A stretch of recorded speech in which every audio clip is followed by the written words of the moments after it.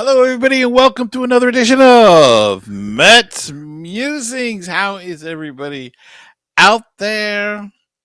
It has been a wild and wacky week for the New York Mets. How can they win 5 games in a row? Beat the best team in baseball 2 out of 3 times, then go to Chicago and drop 2 out of 3 games. Don't know why. What's wrong with this team? They sweep the Guardians, beat Tampa Bay 2 out of 3, go to Chicago, and drop the first 2 games, and they weren't even close. They take the rubber game. The bats came alive. They made contact. Yes, there was a home run in there, but for the most part, they made contact, scored 10 runs, most of them on keeping the line moving, hit that ball, steal that base, take some chances on the base paths, and voila, they get a win. It's not that difficult to figure out, except for the Mets, it seems. So they are on to Colorado as we record this podcast. They are starting a series with the Colorado Rockies, 3 games. Game 1 is in session right now as we speak, and the Mets have an early 2-0 lead. We'll see if that holds up. May well hold up with Max Scherzer pitching, but it is in Colorado. Anything can happen out there. It is crazy. But what happens to this team? I don't understand it. It is something that is beyond explanation, and I'm not the only one that's asking a question. We got an email from my good friend Jeff Cohen of Baseball and BBQ, and he writes, "How is it possible for the Mets to continually play up or down to their competition? They beat good teams like the Rays, Dodgers, Guardians, and then they lose to the Tigers, Reds, Rockies, Nationals, and the Cubs. Losing to them on Tuesday night was terrible. They had plenty of chances, couldn't get the big hit. When the Mets are going right, the other teams need to play to their level, not the other way around. I am playing GM here," Jeff writes, "but McGill and Peterson are not the answer. They have shown flashes of being a major league pitcher, but it is just that, flashes, no consistency at all.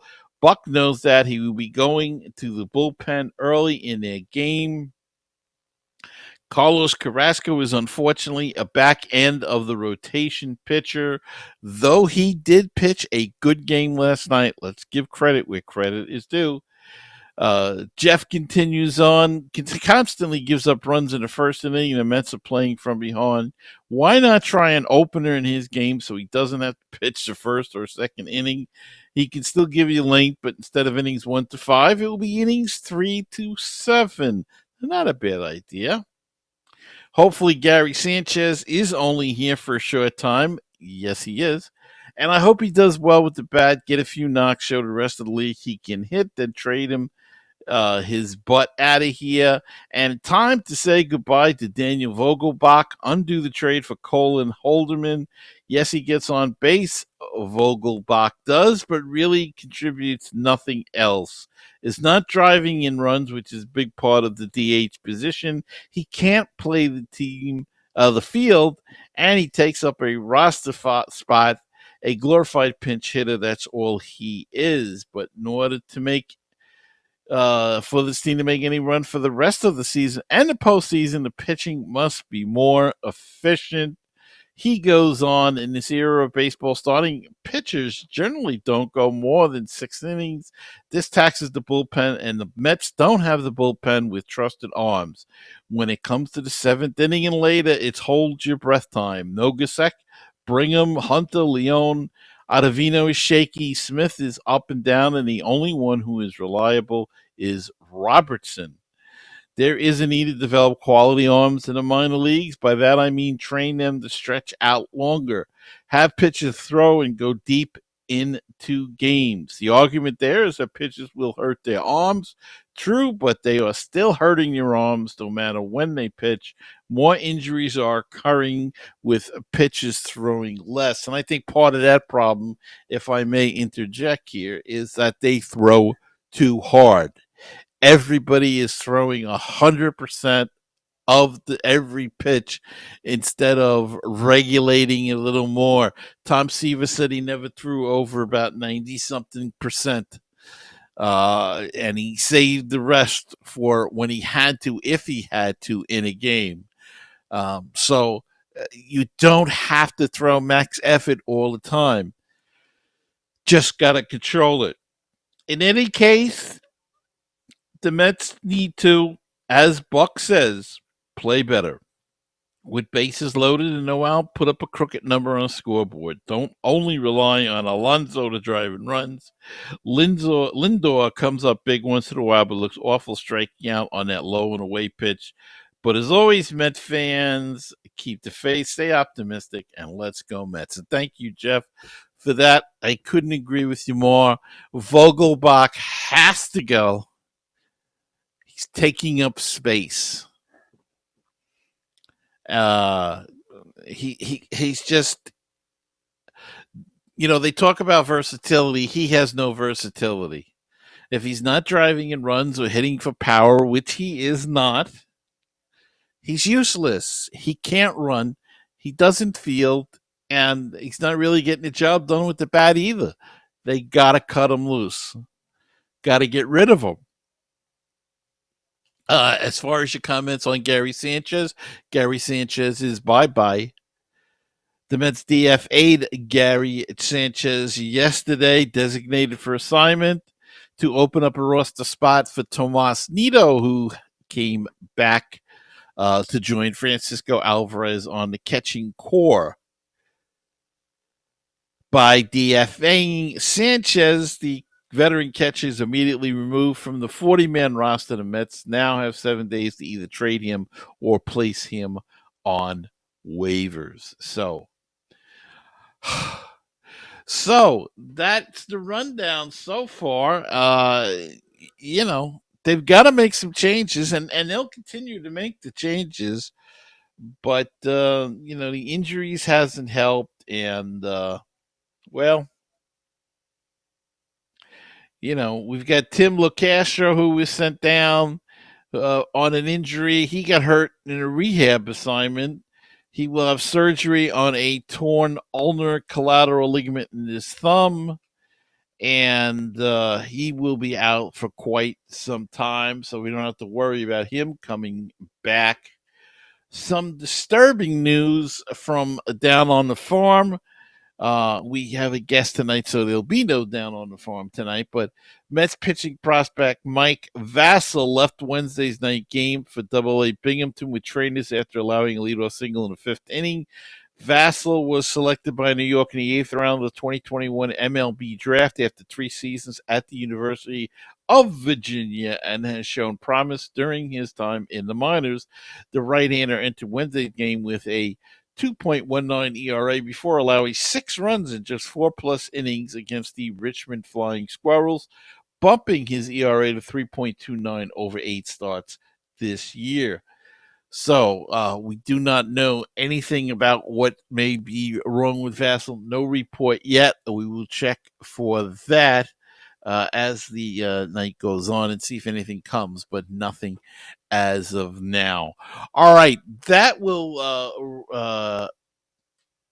wrap up this part of the show, and we're going to take a quick break, and we'll be back with my interview right after these messages.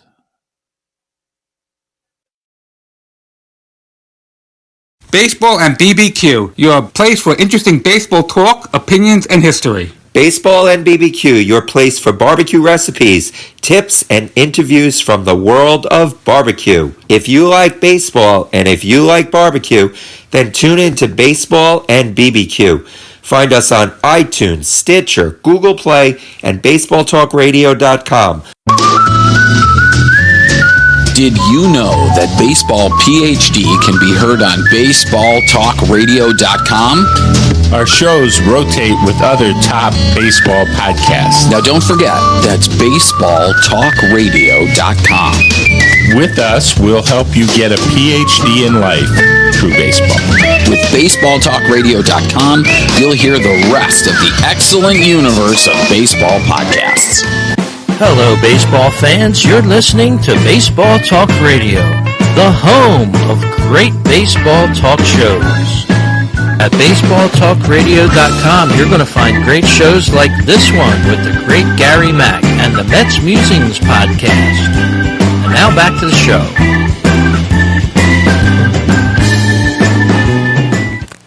Hello and welcome back to MetsMusings. And joining me this week is my co-host from the Baseball Talk Radio show and a fine podcast host in his own right at Phillies Talk. It is Mr. Rich Baxter. Rich, great to have you back on MetsMusings. It's always a pleasure to be on MetsMusings. You're one of my favorite podcasts on the internet. And we've got a big series coming up this week as the Mets and the Phillies go at it for the first time this season. It's a long time coming. Yeah, it's amazing that the Phillies really haven't had too much National League East playing. I believe this weekend was like one of the first times that the Phillies have played a National League East opponent all year. It's almost crazy. It's the end of May. It's Memorial Day weekend, and the Phillies, just for the first time, are facing an NL East opponent. I think we played the Miami Marlins earlier in the season. They're the only NL East team that the Phillies have played before last night's first game against Atlanta, and then the following series, as you said, with the Phillies and the Mets. Yeah, so they're gonna get bunched together playing the two top teams in the division as we stand right now. And Rich, odd that they're not playing on Memorial Day. You know, Memorial Day doubleheader used to be a staple in the world of baseball. Now it's kind of not. Even though technically the Mets and Phillies are playing on Memorial Day, May 31st. But, you know, what's recognized now is the Monday date as the official holiday, and they're not playing on that. But, Rich, Phillies are, how do I put it, like the Mets, they're struggling a little bit this first part of the season, keeping their heads above water a little bit, but it's been a struggle the first half. Or the first quarter. Yeah, it's been a true struggle. The Phillies are currently 4 games under 500 as they go into play tonight against the Atlanta Braves. They're in a 4-game series with them. And, yeah, it's been a struggle. I mean, offense at times, pitching certainly. Starting pitching has almost deserted this team, as well as the bullpen. So, if they can start stitching things together, it's amazing. But I think they should be worse than they are. Really, they're clinging on, as you said. They're clawing back. But yeah, they are 4 games under 500 as of Memorial Day weekend here. Yeah, as we record this on Friday evening, the 26th. Yep. The Phillies are 23-27. 8-14 since they won 2 in a row in Houston on April 28th and 29th. So it's been a slug. They've had some injuries. They lost their first baseman early in the season, and then lost their second string first baseman, and had to make some adjustments from there. Talk about that a little bit. Yeah, Rhys Hoskins went out before the season started in spring training with an injury. He'll be out the whole year, and it's been a chore to fill his spot. He had a great offensive production for the Phillies, and he was counted on for that. And, even though the Phillies did pick up Trey Turner in the offseason, they paid him a ton of money. He's had a horrendous start for the Phillies. They were booing him in Philadelphia the other night, really heartily booing him. He was doing terribly. I think he's, before tonight's game, he was 3 for 26 with like 1 home run and 3 RBIs. And this is a guy that's making a ton of money. And I know it doesn't always equate to how much you make to what you should do, but I mean, the Phillies fans were expecting a lot more from Trey Turner. Of course, your big gun in the lineup, Bryce Harper, started the season on the IL with he had Tommy John surgery at the end of last year, I believe, after the World Series, and he is now back, but he's designating hitter again. Uh, though I did read somewhere that he's been playing a little bit first base. You think they will eventually try to get him when he can throw a little bit further? I think he was throwing 60 feet last I read. If they get him up to 90 or 150, then you think they'll try him out at first base? Yeah, possibly down the road a little bit when everything evens out for the Phillies, possibly. No big rush to get him back doing that, in my opinion. He's a great designated hitter. As you said, his current average as we're doing the show is 342. He hit a bomb of a home run last night. Since he's come back to the Phillies, he's brought a nice spark to the team, obviously. He's added that extra threat to the lineup, the batter's lineup. And Castellanos has done better, and Schwarber has done a little bit better as well with the addition of Harper back into the lineup. So it's been great for the Phillies. Pretty good for the Phillies. I mean, Schwarber is not hitting for average, but he's Schwarber's getting his hits and RBIs, and Marsh in center field is having a pretty nice year, as is Castellanos. Like you mentioned, he's hitting a little bit better now. Marsh was really a big find. They got him, I believe, last year in a trade with the Angels, and he's really come into his own with the Phillies.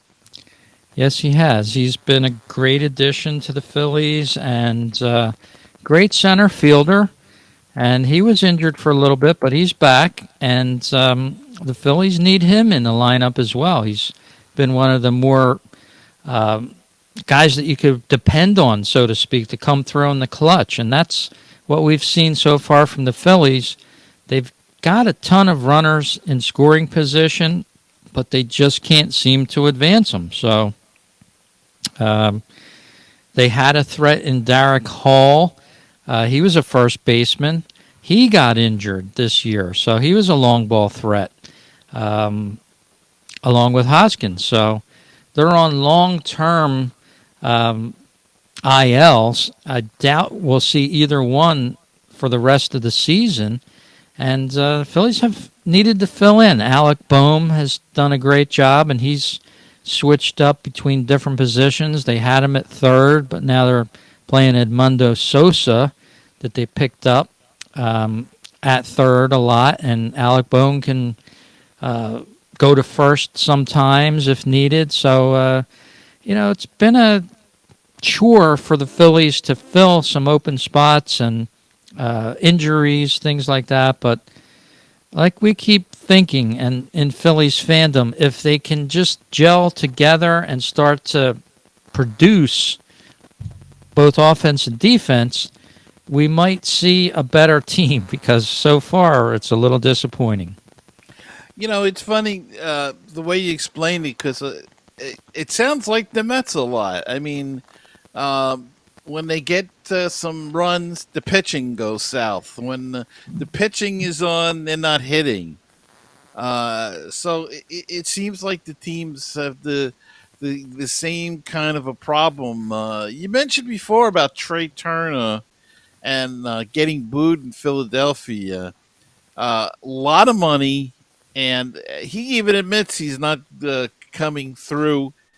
Um, you think it's a case of the first year of a big contract, you just want to try to do too much stuff? Probably with him. With Castellanos last year, it was the same thing. Castellanos got a nice contract. It took him a long time to fall into the Philadelphia way, so to speak. And this year, he's been a changed player. He's come out like a ton of bricks on the offense.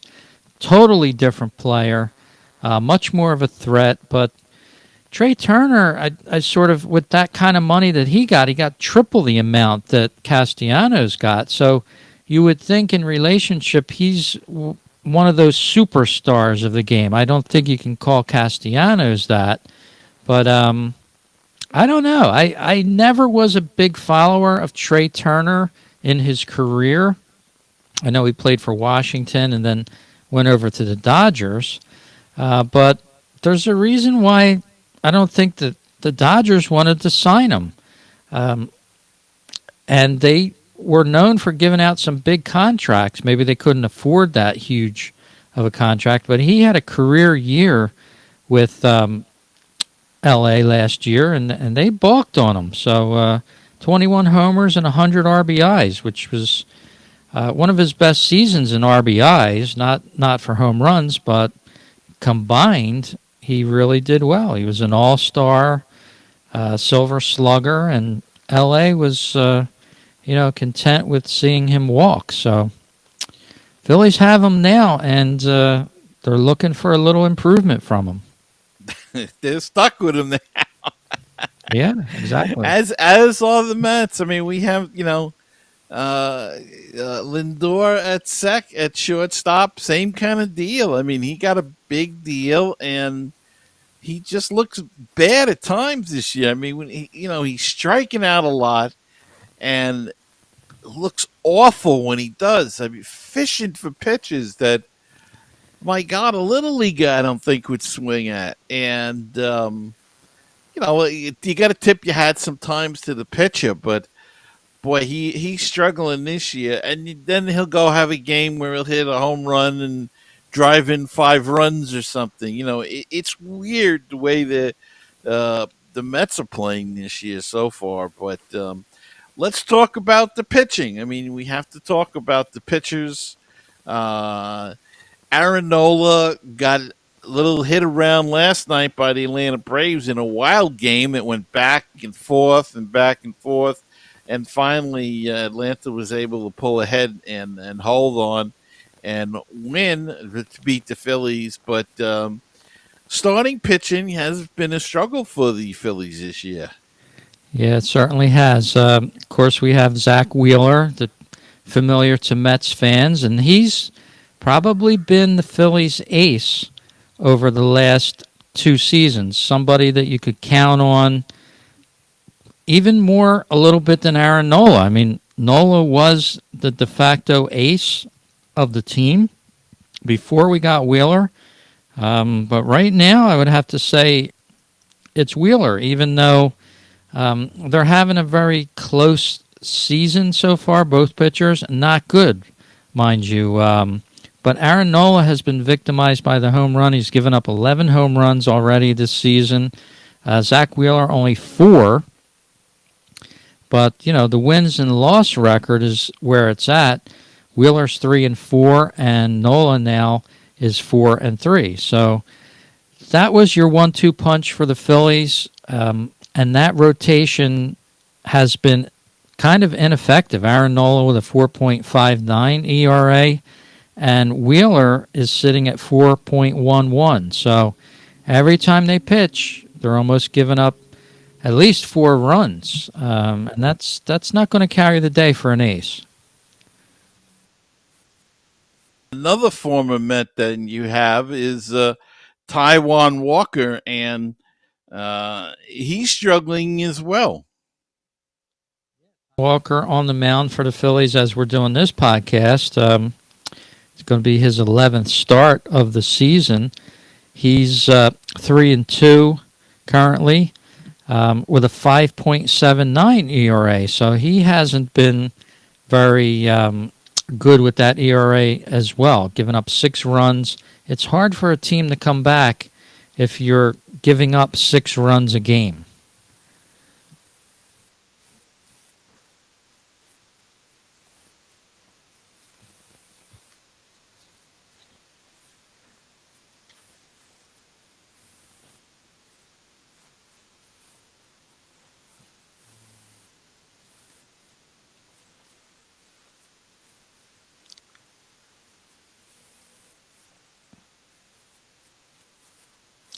Well, it was a bolstered bullpen this year for the Phillies, and we were kind of excited when we heard some of the names that the Phillies had signed. Craig Kimbrell being one of them, and he's been good. He's sitting on his 399th save currently. Needs one more for 400, so he'll get that pretty soon. But yeah, the bullpen as a whole hasn't been very reliable for the Phillies that much so far.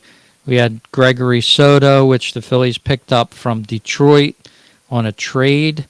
He's electric. He'll throw 98, 100 miles an hour, but sometimes it's right down the middle of the plate. And like last night with the Atlanta Braves, they took advantage of that and feasted on him, and you know he got the loss. So he does pitch very fast and electric, but good hitters can catch up with him. So it's been a closer by committee so far. There's no real closer on the Phillies team. It's been Dominguez some nights, or Anthony Dominguez, and other nights it's been Craig Kimbrell, and then other nights it's Gregory Soto. So there's really not that stopper of a closer, quote unquote, on the Phillies yet. That hasn't happened.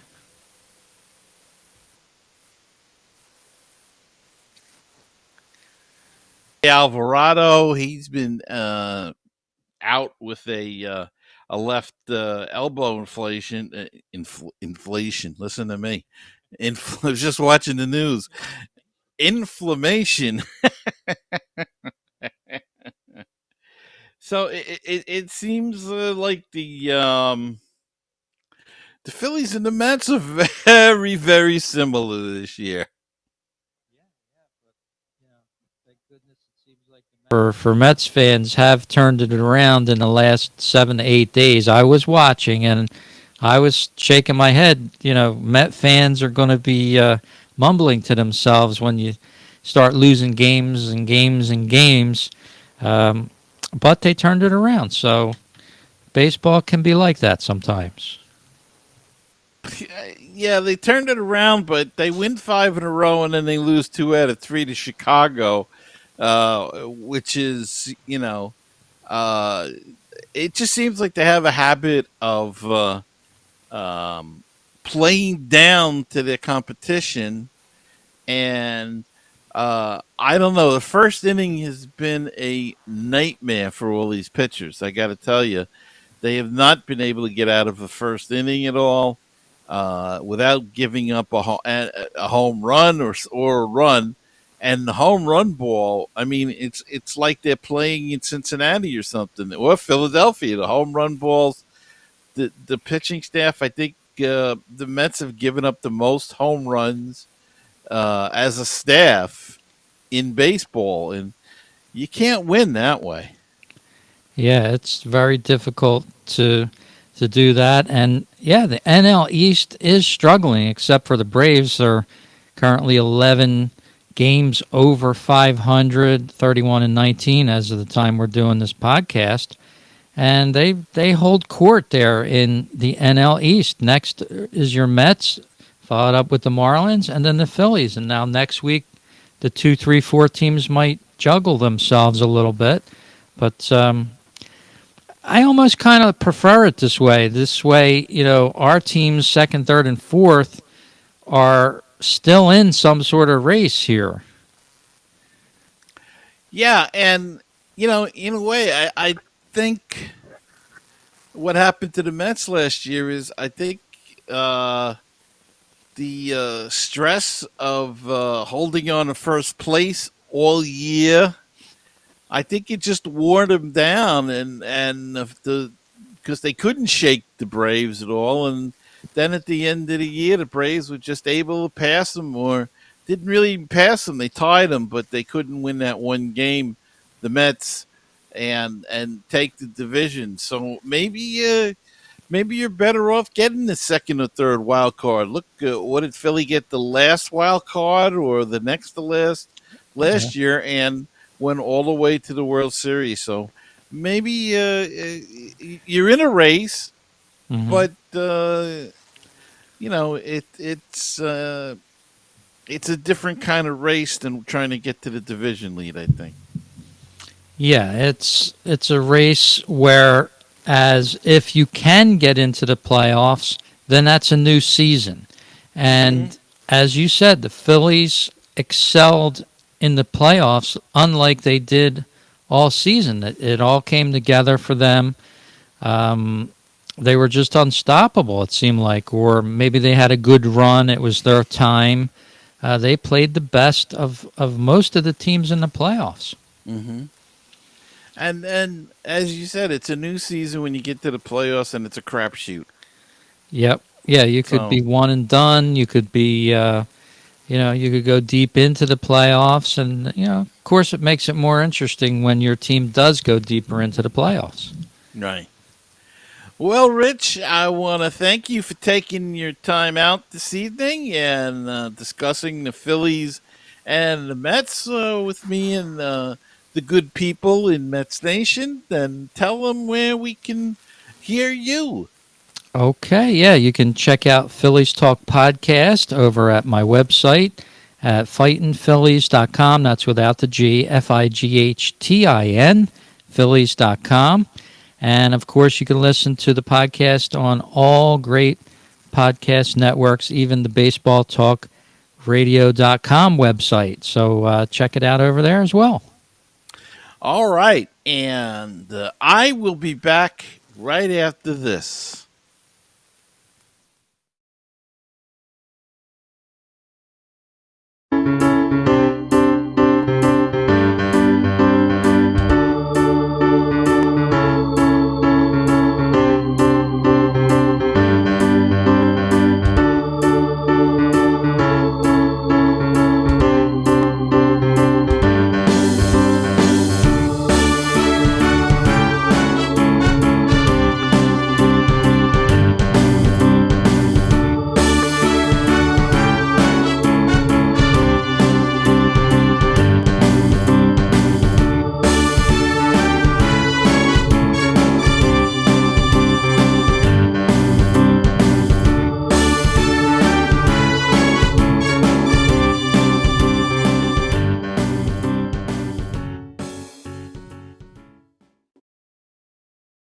Okay, and we are back, and the latest is that the Mets are now 2-1 in the bottom of the second out in Colorado as we record this. So Scherzer gave up a home run. I believe Scherzer's pitching. Yeah. And Ryan McMahon hit a home run. Lindor hit a 2-run homer in the first to give the Mets a 2-0 lead, 2-1 going into the bottom of the second. And Mike Vassell, by the way, is day to day, but there is no report on what is wrong, just that he is day to day. All right, that's going to wrap it up for this week's show. I want to thank my guest, Rich Baxter, once again for coming on the show. He's a terrific guest, really knows his stuff. Go check him out at fightinphillies.com. And his Phillies Talk podcast is there, as well as his blog. So go check it out, and check us out on Apple Podcasts, Google Play, Spotify, wherever you get your podcast. Go check us out, hit that subscribe button, and if you're watching this on YouTube, hit the like button and the subscribe button. And let's hope the Mets can take off. They're trying to take off. They just can't get those engines revved up and to get good lift on the plane and take off for the top of the National League East, but maybe it'll happen. And until next time, remember to keep the faith, stay optimistic, and let's go Mets. And I will see you next time on another edition of Mets Musings.